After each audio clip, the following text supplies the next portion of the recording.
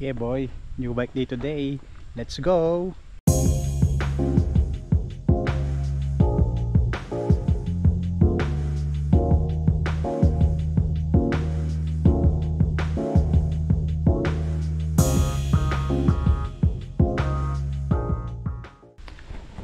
So ito yung bagong bike, Giant Revolt 2024 model. Kakabili ko lang sa kanya 2 weeks ago. Meron na akong 100 plus kilometers saddle time dito, so bigay lang ako ng konting review at syempre bike check na rin. Una ko napansin yung geometry, magkaiba siya doon sa hybrid bike ko.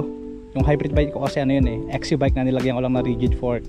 So dito legit na gravel bike, iba yung geometry. Hindi siya nakaangalay sa likod or hindi siya super aggressive, pero mas may atake kumpara mo doon sa dati kong na XC ko, sa hybrid ko. And pangalawa is yung drop bars. Medyo naninibago ako kasi sanay ako sa flat bar Mas marami kang hand position, saka kaya mong tumakbo ng mas mabilis. Though hindi pa ako nag-attempt na kunin yung top speed ko dito sa bike na to kasi hindi pa ako sanay So kumbaga kinakapa ako pa. Ang kasunod kong napansin, yung fork, ibang iba yung vibration dampening kumpara mo dun sa alloy na rigid fork ko. Dito yung mga lubak, though ramdam ko, pero hindi siya ganun katagtag. So definitely yung vibration dampening ng bike na to or ng fork na to is much better kumpara mo doon sa alloy ko. Kasunod is itong crankset na to, square taper pa yan, hindi pa siya Halotech, pero para siyang Halotech pag pinapadya ko. Sobrang gaan, sobrang smooth. Well, kumbaga hindi mo mapapansin kung papagamit ko sa'yo to nang hindi mo alam kung Halotech ba or square taper. Hindi mo mapapansin yung difference. Ganon siya aganda. So akala ko nung una ko itong binili or nung kaabili ko lang sa kanya, una kong papalitan is ito. So parang hindi ganon yung mangyayari. Wala na spagin ko muna to. Maganda Huwag nyo lang pansinin yan. May explain ko ba't may ganyan ako. Kasunod is itong Sora drivetrain na to. Capable naman siya, kaso nga lang kailangan mo talagang i-dial, kailangan mo itono ng maganda. Nagsishift siya ng maayos, kaso nga lang from time to time nababago yung siguro sa cable tension. I-adjust mo siya from time to time. So yun, just keep that in mind. Kasi given na gravel road yung nadaanan natin like this, ang Sora kasi more on pangkalye lang siya So siguro down the line or pagtagal-tagal magpapalit ako ng GRX, pero sa ngayon laspagin muna natin yan. And ang kasunod yung brake. Yung preno natin is Tektro C550. Ano siya, mechanical disc brake na dual piston. Malakas naman siya. Syempre capable naman yan, Tektro yan Kaso nga lang kung galing kayo sa Biore M6100, medyo unfair kung gagawin ko na comparison. Pero yan, capable naman siya, nakapapatigil naman niya yung bike. Kahit nagtatakbong 50-60 na ako, di ako natatakot na, uy baka hindi ako makatigil, baka hindi ko magat yung brakes ko dito. Hindi, confident pa rin ako. So maganda pa rin yung preno.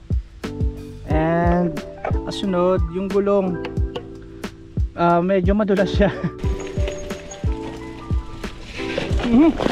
Siguro papalitan ko to ng gulong ko dun sa bahay, madulas Though tubeless ready na siya. And itong rims, nung binuksan ko to, sinilip ko, may rim tape na siyang kasama. So sa madaling sabi, tubeless ready na talaga. Lalagyan mo na lang ng sealant. Ito wala pa itong tubes nakaano lang siya, I mean literal, wala siyang tubes.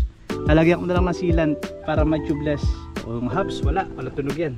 Kung naghahanap pa ng tunog mayaman na hubs, hindi yan yun. But papalitan ko rin yan kasi yung engagement hindi ganon kaganda. Parang 3 or 4 poles lang yan 3 or 4 poles, bubulol pa ako. So nasanay kasi ako dun sa 6 poles ko na cruiser. So siguro papalitan ko rin yung pagtagal-tagal. And ito yung sinasabi ko kanina, kaya meron ako nito kasi sobrang grabe yung chain slap na ito, itong bike na to. I mean konting lubak, ramdam na ramdam ko, humahampas talaga siya dito sa chainstay ko sa likod. Kaya bumili ako nito, kinapitan ko pansamantala. Siguro papalitan ko rin to ng mas maapal or ng mas maganda. Kasi ngayon okay na yan. Pagdating sa ride feel, sobrang suabe, sobrang smooth, wala akong masasabi. Basta kakaadik siya sa sakyan Ito pala upuan. Itong saddle is Giant Approach. Maganda naman siya sa puwet natin, sa puwet ko. Di naman sumaat yung puwet ko. Aso nga lang, one time lumusong ako ng sobrang lusong. Siguro sobrang masyadong malalim ni lusong ko. Nung pag-ahon ko, ramdam ko medyo tumusok itong na to. Tumusok sa puwet ko eh. Isang beses lang naman nangyari yun. So siguro konting adjustment lang. Itong seat post, diffuse padi siya. Yan hindi siya agaya nung conventional na seat post na pabilog, siya padi. Nagbibigay siya ng compliance. So nakatulong din yung compliance na yon dun sa kagaya nito, mga matagtag na lugar. Hindi mo siya ganun iindahin kumpara mo dun sa hybrid bike ko. So itong ruta na to, madalas ko nang dinadaanan to. Doon sa hybrid bike ko, iba yung paaramdam iba yung atake ko dito Mas aggressive ako dito sa gravel bike kumpara mo doon sa hybrid bike ko pag dinadaan ko siya dito. Pag dinadaan ko yung hybrid bike ko dito, medyo relax lang ako. Dito, kala mo laging kakarera. So, yun lang. Ito pa isa. Handlebar grip. Okay siya, makapit siya, malambot, di masait sa kamay. And tong shifter na to, sabi ko nga kanina, maganda yung pag-shift niya.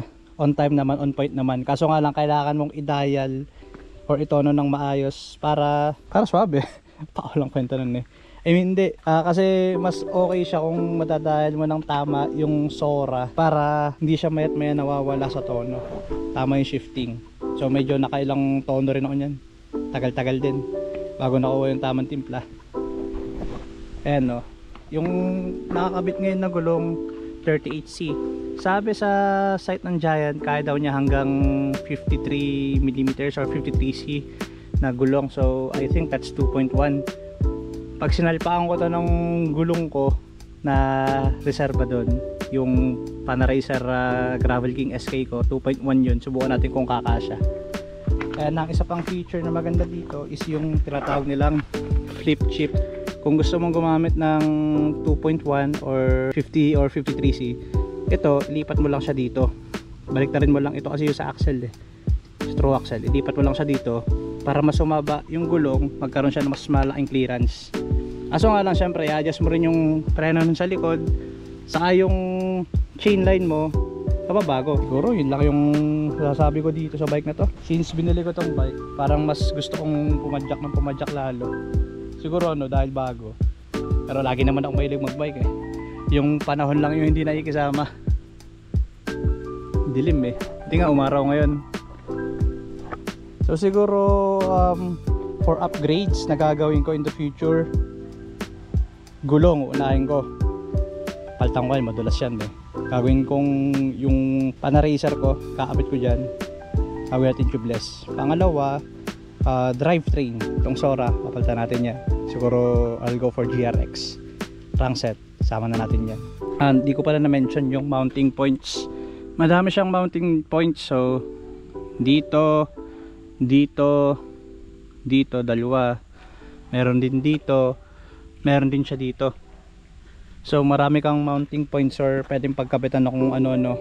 Pwedeng rack, pannier, mga ganon, fenders. Dapat ang kukunin ko yung Revolt 1 na kasi yung Revolt 1 naka GRX na yon. So wala ka nang papalitan literal. Siguro gulong na lang yung papalitan mo doon. Kaso yung mga shop na pinagtanungan ko is walang size medium. So napakahirap kumuha ng size medium nung time na yon. May nakikita akong size medium sa ibang shops kaso hindi discounted yung presyo Medyo mahal. Ito kasi discounted So yun, sayang lang.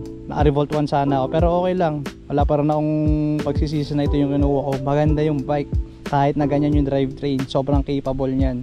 Kumbaga bago pa lang sa gravel world, okay na rin yung ganyan. At least further down the line, ikaw yung makakaalam kung ano yung kailangan mong upgrade Kung magtutubay ka ba or magwa-1by ka, or kung mag-GRX ka ba or mag-SRAM ka, or pwede kang gumamit ng ibang gravel na drivetrain. So mas maganda na rin yung ganyan. Kumbaga ito yung gateway mo papunta sa gravel world. So yeah, ayun lang. Yun lang yung masasabi ko dito sa bike na to. Sobrang happy ako na nakuha ko to. Sa mga future rides natin dito ng gamit ko. So susubukan ko rin pala mag long ride gamit to. Kasi so far ang pinakamalayo ko pa lang na napupuntahan or napapadyak gamit to is 60 kilometers pa lang Okay siya sa ahon. Yung pala nalimutan ko sabihin. Okay siya sa ahon. Akala ko dati, mabibitin ako kasi 34 lang to. Hindi ko pa nga nagamit yung 34 eh. Ito lang oh. Yan. Yan lang yung mga nagamit ko. Yung 34 parang nagamit ko once or twice lang. Hindi ko siya nagamit masyado.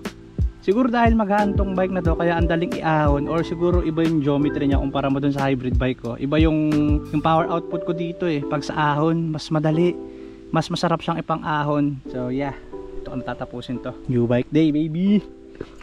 Sana kayo din magkaroon kayo ng bagong bike.